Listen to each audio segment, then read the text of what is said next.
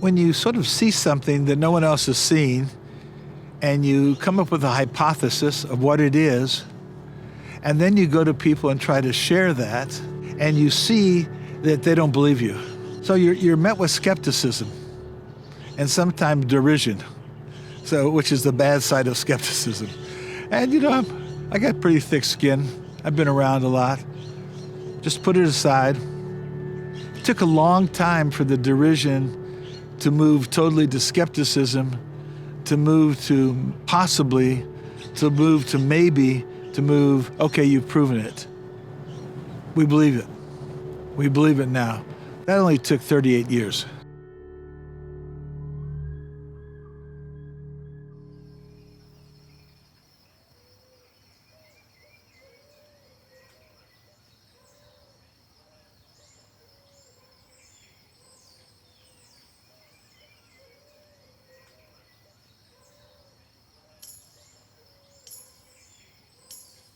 Well, I've always been intrigued by the Oaxaca Valley, and I had visited there many times, traveling through motorcycle rides, and I was interested in maize culture. On the floor of the Oaxaca Valley, there's 3,000 or 4,000 different varieties of maize. We rented a house in a little town on top of a hill, and I just started working in the fields. So I worked my way down to the end of the Oaxaca Valley to Mitla, where I met this rather eccentric guy, Howard Lee. And he was the one who told me first about the giant maize. He just said giant maize, made a signal like that. It was pretty simple to understand that I should take the road north out of town. And I'd stop in a village and I would say, I'm looking for the giant maize. And it was just this almost fantasy travel.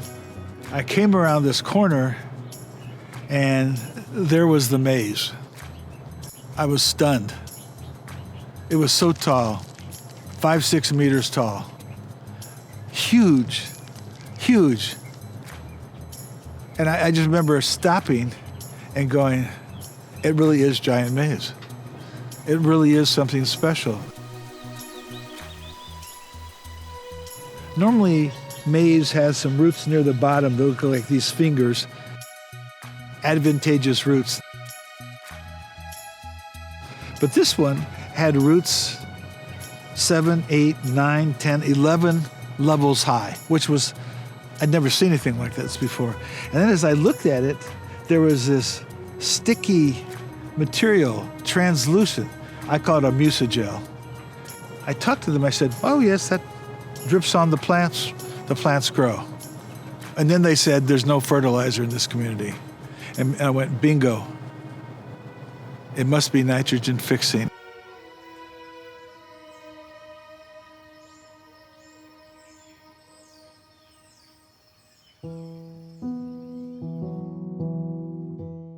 What Howard observed changed everything. Nitrogen-fixing corn was the holy grail of plant biology. Entire careers have been spent and wasted trying to achieve it.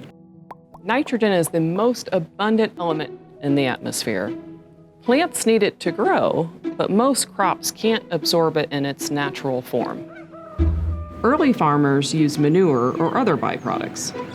This was unsustainable by the late 19th century. Enter Fritz Haber and Karl Bosch, who both won Nobel Prizes for discovering how to make synthetic nitrogen fertilizer at scale.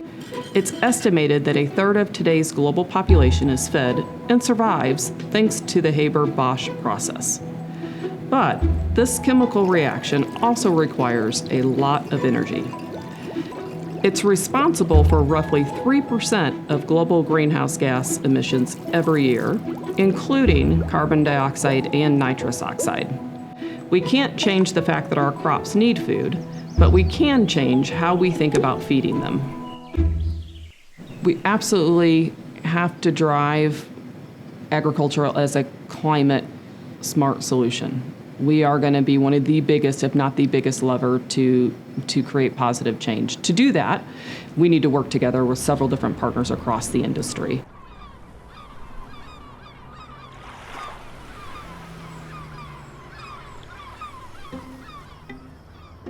Jurassic Park came out when I was probably, I don't know, like 12 or 13 years old. It's a very formative age, right? And what's interesting about Jurassic Park is you find out that behind the scenes, when that book was written, that technology was getting developed. Like it was real, right? You know, like the underlying technology of being able to read and write DNA was a real thing. And so when I went to MIT, I knew I wanted to be a genetic engineer. At Ginkgo, the core idea is that DNA is code.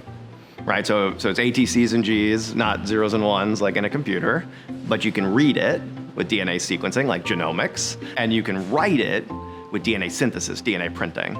And like DNA printing is the thing that, like, as a bio nerd, it's wild, right? So like DNA sequencing means you grind up a cell, you get the DNA out of it, you put it in a machine like a washing machine, and on the computer, A, T, C, C, G, G pops up. And that is the code inside every cell. Right? You pick up a plant leaf outside or a microbe or a fish, and in there you could put it in a sequencer and see its code, all right? DNA synthesis is the opposite. You go on the computer, you type A, T, T, C, G, G, G, A, A, hit print, and out of machines, again, in the lab behind me, that piece of DNA gets built to the spec, to the letters you designed, right? That ability to read and write DNA is enabling us to design biology to do things that are important to us as humans. The Ginkgo platform and their technology is really quite incredible. So the premise of what they're working on is really taking nature. So what do we know from nature? What do we know about what these microbes do in their own environment, in the microbiome around a plant? They're taking that knowledge and now really accelerating certain aspects of it. So they have the technology to be able to engineer those microbes to accentuate their ability to fix nitrogen, for example. So this type of technology and innovation is going to revolutionize the way that we farm, the way that farmers farm. It's going to be a huge benefit for them as well as for the environment. There are certain crops, like soybeans, that you don't need to add much fertilizer to. Why? Well, on their roots are microbes running Haber-Bosch, literally pulling nitrogen out of the air and producing fertilizer for the crop for free, okay? And those microbes, they just didn't happen to evolve to be on corn, wheat, or rice, which those three crops alone are half of global fertilizer usage. Just didn't happen.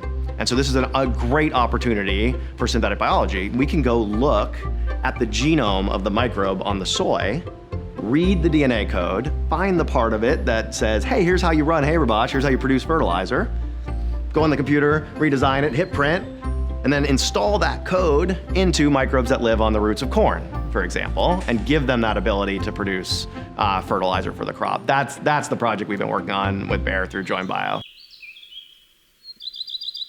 I think the biotechnology of programming cells will be essential to the response to climate change because biology figured this out. It makes stuff out of the components in the air. When a leaf falls off the tree, it is magically recycled back into subcomponents. This is how we should make everything. We should grow everything. It's the only way out of this when it comes to the material infrastructure we need to survive.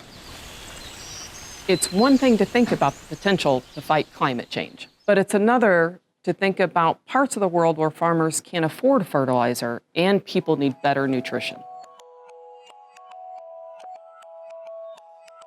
In my mind, there's two wicked problems. One is climate change. One is chronic hunger and malnutrition causing stunting. How do we solve them both simultaneously? 37% of the children under age 5 in rural Africa are stunted, maybe as high as 48% in India. We don't know about China.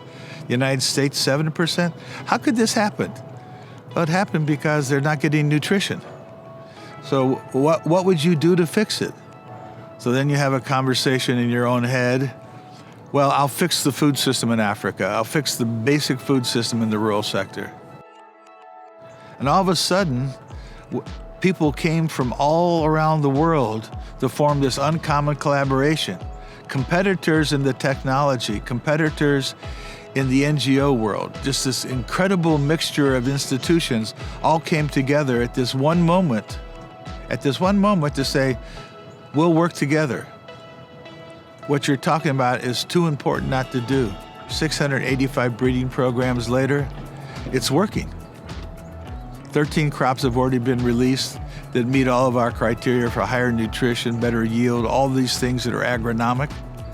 And in 5 years, there'll be 200 crops released, all driven to end chronic hunger and malnutrition. Now imagine adding nitrogen fixation into those cereals and grains. That's my goal. We need more willingness to go faster and to take a risk. So be bolder, right? Think about things outside of the box. Listen to the Dr. Shapiros in the 1980s. I'm heartened because I think if we all collectively decided we wanted to do it, we could do it. Rewind the clock 100 years on human society and think what it was like, right? I mean, insanity, right? You know, like you go back to the early 1900s, we had no airplanes, we had no nuclear power, we didn't even know, we didn't know the structure of DNA. Like the rate at which we learn as a species is incredible. So this was the quantum change. I mean, it's just one of those things that no matter how wild your imagination is, nitrogen-fixing maize, nitrogen-fixing rice, ending chronic hunger and malnutrition in Africa. It's actually possible. It's actually possible to take on problems like this.